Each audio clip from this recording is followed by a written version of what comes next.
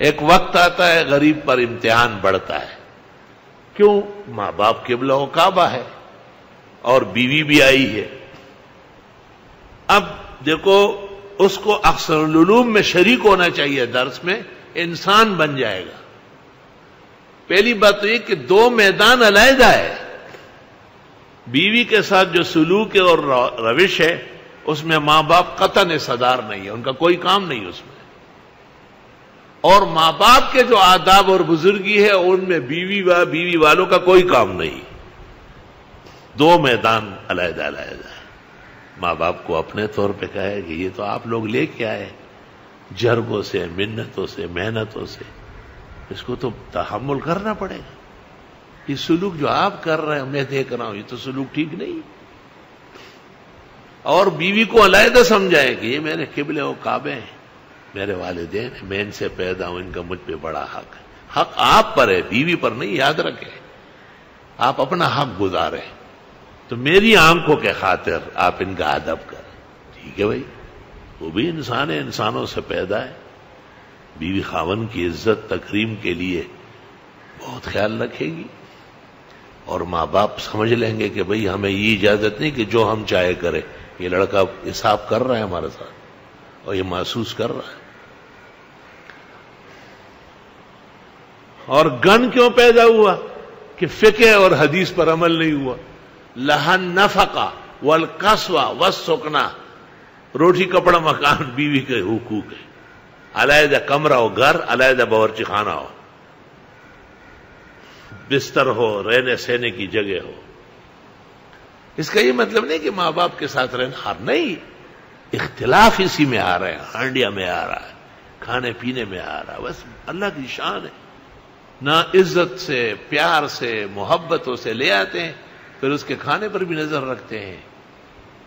وہ تو انسان ہے، وہ سمجھتی ہے کہ میرے کھانے پینے کو یہ مناسب نہیں سمجھتے، میرے لیے ایک جیل خانہ ہے. تو وہ ماں باپ اور خاندان اور سلطنت کو چھوڑ کے آپ کے پاس آئی اور آپ اس کا دفاع نہیں کرتے، اچھا بیٹا بنے ہوئے. اس کا تو حساب دینا پڑے گا آپ کو.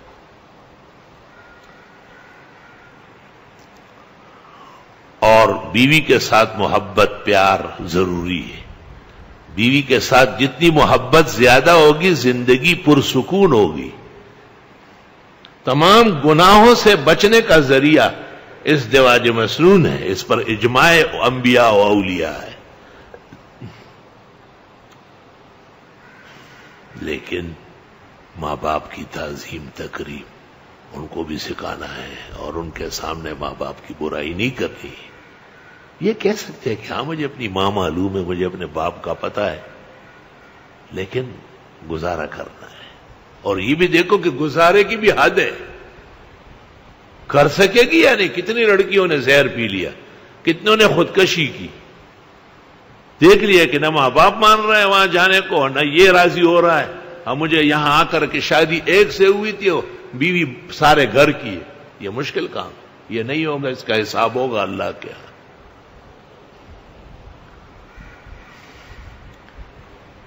صرف ایک مثال دیتا ہوں کہ آپ کی کتنی بیویاں ہیں. وفات کے وقت 9 تھی. توفی رسول اللہ صلی اللہ علیہ وسلم وله یومئذ 9 نسوہ، رواہ شیخان. ایک وقت میں 11 جمع ہوئی ہے. کل منکوحات 17 ہے. اماں اور جواری کنیزیں ملا کر 37 ہے. حافظ ابن حجر فتح الباری ثانی 14 ساری جلد بری پڑی. بحوالہ محدث دمیاتی وہ بھی شارح بخاری.